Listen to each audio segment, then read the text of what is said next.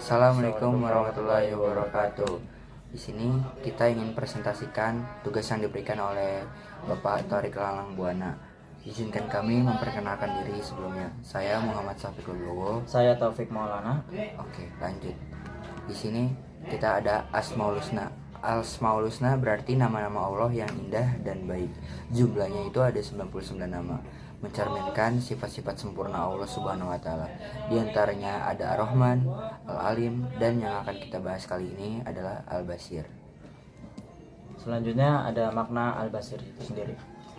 Al-Basir dalam bahasa Indonesia artinya yang maha melihat. Allah Subhanahu wa taala melihat segala sesuatu baik yang tampak maupun tersembunyi. Penglihatan Allah tidak terbatas oleh ruang, waktu ataupun cahaya. Selanjutnya ada dalil tentang Al-Basir. Yang pertama di Quran surat Al-Baqarah ayat 110 yang memiliki arti dan Allah Maha melihat apa yang kamu kerjakan. Terus yang kedua ada di Quran surat Al-Isra ayat 1.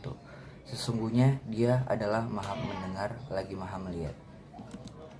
Kemudian ada implikasi dalam kehidupan sehari-hari. Yang pertama, meningkatkan keimanan, merasa selalu diawasi oleh Allah. Yang kedua, mendorong kejujuran. Allah melihat meskipun manusia tidak. Yang ketiga, ada menghindari maksiat. Malu berbuat dosa karena diketahui Allah. Yang keempat, ada menumbuhkan rasa aman. Allah melihat penderitaan dan perjuangan hambanya. Yang terakhir ada kesimpulan, Al-Basir mengajarkan kita untuk selalu mawas diri. Yang kedua, Allah Maha melihat berarti tidak ada yang bisa luput dari pengawasannya. Yang ketiga, jadikan kesadaran ini sebagai bekal untuk hidup jujur dan takwa.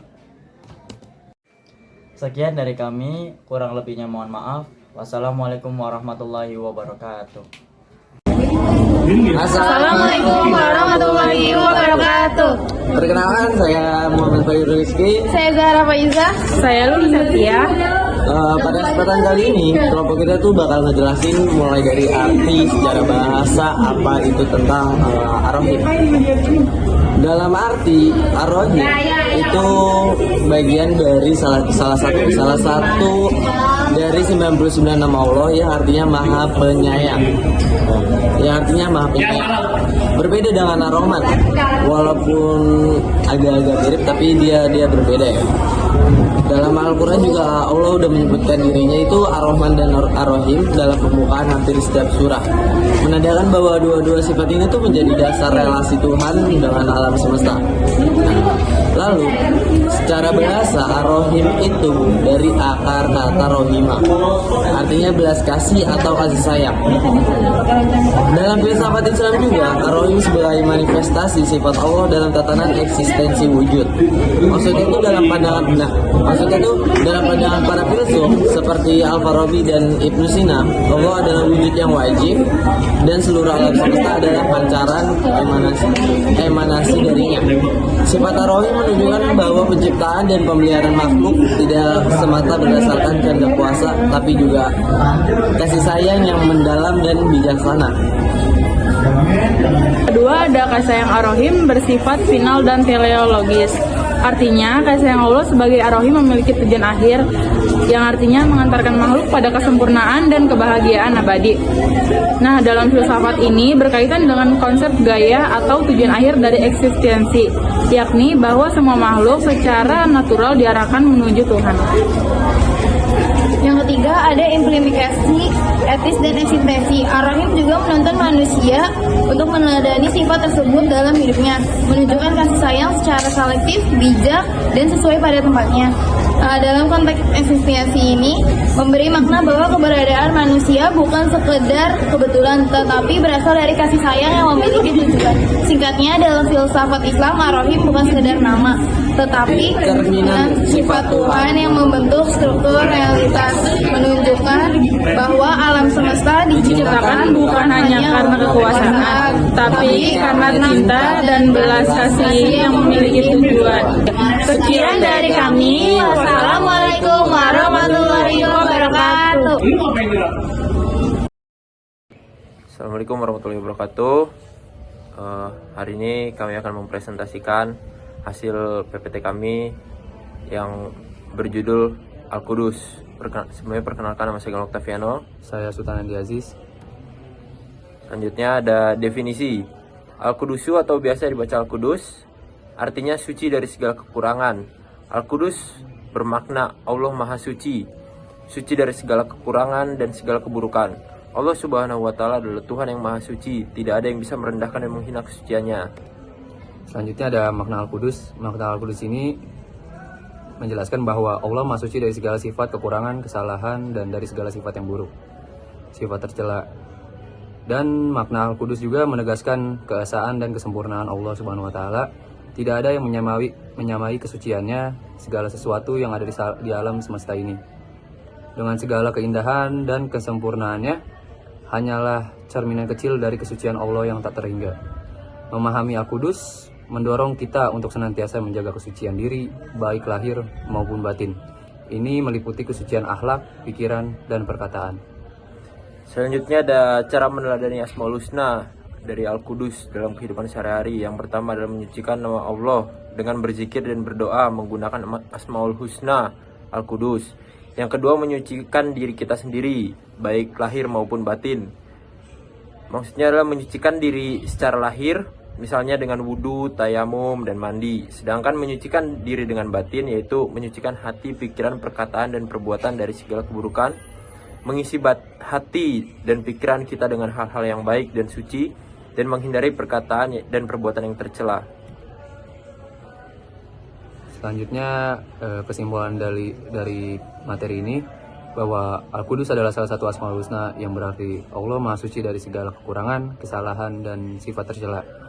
Memahami makna Al-Qudus memperkuat keyakinan akan kesempurnaan dan keesaan Allah, serta mendorong umat Islam untuk menjaga kesucian diri secara lahir maupun batin. Dalam kehidupan sehari-hari, cara kita meneladani sifat Al-Qudus dapat dilakukan dengan menyucikan diri seperti wudhu, tayamum, dan mandi. Terus juga kita bisa menjaga kebersihan hati, baik pikiran dan juga perkataan. Terus juga kita Al-Qudus ini sangat penting terutama di era modern yang ini, karena kita menghadapi banyak tantangan dari moral dan spiritual, sehingga diperlukan pemahaman dan pengalaman nilai kesucian dalam setiap aspek kehidupan kita. Selanjutnya adalah pendapat kami tentang pembahasan ini. Menurut kami, pembahasannya sangat penting dalam kehidupan sehari-hari, di mana kita harus selalu memperkuat keyakinan dan kesempurnaan dan keesaan Allah Subhanahu wa Ta'ala, serta selalu menjaga kesucian dari lahir maupun batin. Sekian dari kami. Assalamualaikum warahmatullahi wabarakatuh. Assalamualaikum warahmatullahi wabarakatuh.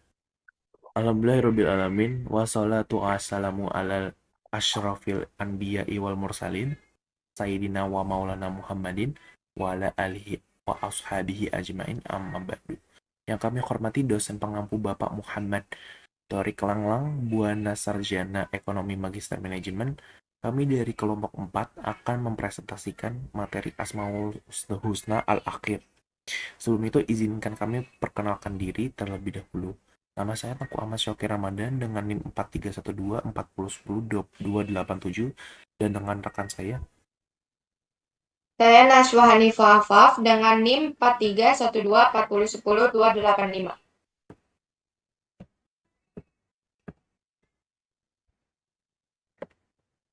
Nah, di sini ada definisi dari al-akhir, berasal dari bahasa Arab klasik dengan kata akharo, yang bermakna mengembalikan, menempatkan di belakang, yang terakhir, menunda atau menempatkan pada akhir. Dalam konteks Asmaul Husna ini, al-akhir berarti yang maha akhir, yaitu Allah sebagai zat yang keberadaannya melampaui akhir segala sesuatu, yang tidak ada satupun setelahnya dan tidak pernah berakhir. Dalilnya huwal awwalu wal akhiru wal zahiru wal batin wa huwa bikulli syai'in alim. Dialah yang awal dan yang akhir, yang zahir dan yang batin, dan dia maha mengetahui segala sesuatu. Quran Surat Al-Hadid ayat 3.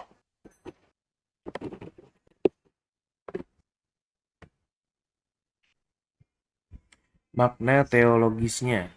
Makna al-akhir menegaskan keabadian Allah Subhanahu wa taala. Semua makhluk diciptakan dengan batas waktu dan pasti akan berakhir, sedangkan Allah tidak berawal dan tidak berakhir. Kekekalan Allah berbeda dengan makhluknya yang fana dan terbatas. Sifat al-akhir juga sangat erat kaitannya dengan konsep hari kiamat dan kehidupan setelah kematian, di mana Allah menjadi tujuan akhir seluruh makhluk dan penentu segala nasib manusia. Pemahaman ini menumbuhkan keyakinan bahwa hanya Allah yang layak dijadikan harapan dan sandaran dalam hidup, serta mendorong manusia untuk mengarahkan seluruh amal dan niatnya kepada Allah sebagai tujuan akhir kehidupan. Dengan menyadari bahwa segala sesuatu selain Allah pasti akan berakhir, seorang muslim didorong untuk hidup dengan penuh ketundukan, kesabaran, dan tawakal kepada Allah Subhanahu wa taala.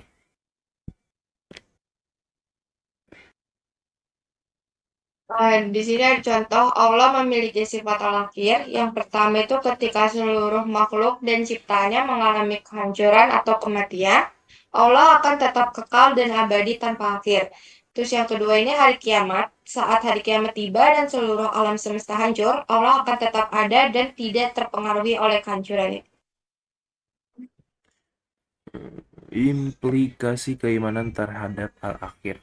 Beriman kepada sifat Allah al-akhir membawa beberapa implikasi keimanan, yaitu meningkatkan tawakal, menyadari bahwa akhir dari segalanya adalah Allah, membuat kita lebih bergantung kepadanya. Yang kedua, memotivasi untuk beramal soleh, karena kita tahu bahwa dunia akan berakhir, maka kita akan mengejar amal untuk akhirat. Yang ketiga, menguatkan hati saat kehilangan, menyadari bahwa semua makhluk akan berakhir, menjadikan kita lebih ikhlas dalam menghadapi perpisahan atau kematian.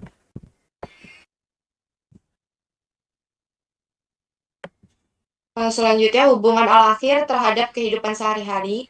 Yang pertama ini mengelola waktu dengan bijak, karena kehidupan dunia akan berakhir. Kita dituntut untuk tidak menunda kebaikan.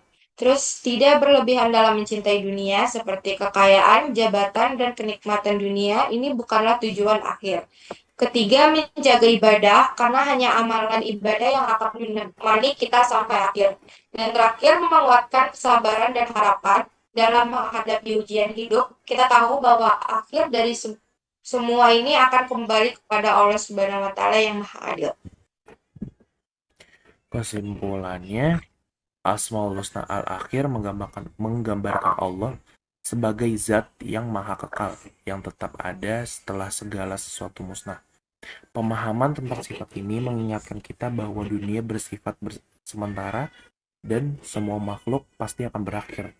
Oleh karena itu, kita diajak untuk tidak menggantungkan hati pada dunia, tetapi mengarahkan hidup, amal, dan harapan kita hanya kepada Allah sebagai tujuan akhir. Keimanan kepada al-akhir mendorong kita untuk hidup lebih bijak, sabar, tawakal, dan senantiasa mempersiapkan diri untuk kehidupan setelah kematian.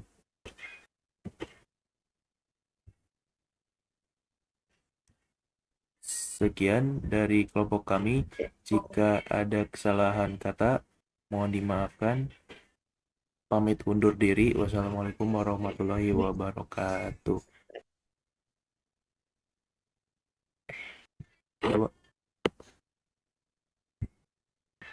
Assalamualaikum warahmatullahi wabarakatuh. Perkenalkan, nama saya Saskia Diva Nabila. Nama saya Meris Kalitania Kurniasari. Di sini kami akan menjelaskan tentang Asmaul Husna Ar-Rahman. Definisi dari Ar-Rahman itu berarti Maha Pengasih atau Maha Pemurah. Ini adalah salah satu dari Asmaul Husna atau nama-nama Allah yang indah dan mulia. Ia menunjukkan bahwa Allah selalu mencurahkan kasih sayang dan kebaikannya kepada semua makhluknya tanpa terkecuali. Namun, Ar-Rahman menunjukkan bahwa Allah memberikan nikmatnya kepada semua makhluk, baik yang taat maupun yang tidak, baik yang berbuat kebaikan maupun tidak. Selanjutnya, makna Ar-Rahman. Ar-Rahman atau kasih sayang Allah tidak terbatas dan tidak bersyarat.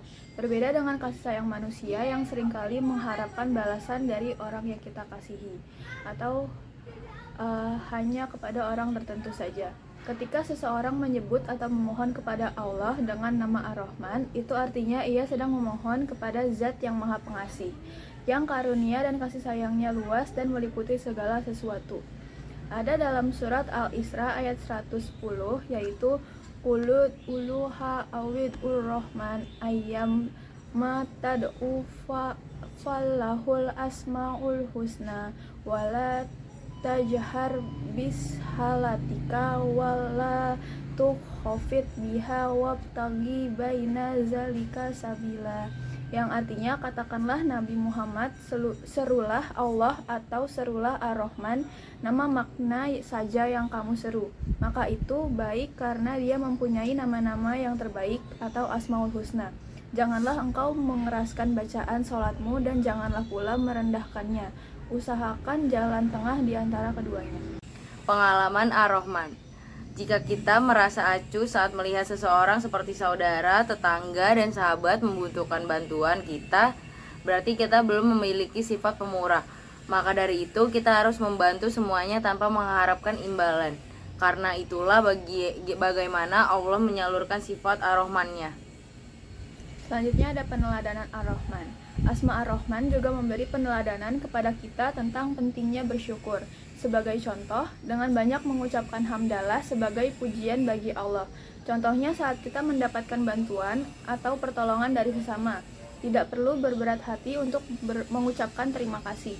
Sayangnya, sering kita tanpa sadar merasa bahwa kenikmatan yang kita peroleh adalah buah dari usaha keras kita sendiri. Tentunya sikap ini tidak boleh terjadi. Kita harus sadar bahwa itu semua adalah karunia dari Allah Subhanahu wa Ta'ala yang Maha Pengasih dan Pemurah. Masalah menurut beberapa artikel jurnal. Yang pertama, kurangnya integrasi nilai Ar-Rahman dalam kurikulum pendidikan. Nilai-nilai Ar-Rahman belum secara sistematis diintegrasikan dalam kurikulum pendidikan, sehingga siswa tidak mendapatkan pemahaman yang mendalam tentang pentingnya kasih sayang dalam kehidupan. Referensi: integrasi nilai-nilai Ar-Rahman dan Ar-Rahim dalam pengembangan kecerdasan anak usia dini. Menekankan pentingnya integrasi nilai-nilai kasih sayang dalam pengembangan kecerdasan anak. Yang kedua, ada rendahnya internalisasi nilai Ar-Rahman dalam diri peserta didik, meskipun siswa dalam menghafal dan memahami arti Ar-Rahman, namun belum tentu menunjukkan sikap kasih sayang dalam interaksi sehari-hari. Hal ini menunjukkan kurangnya transformasi nilai spiritual menjadi perilaku nyata.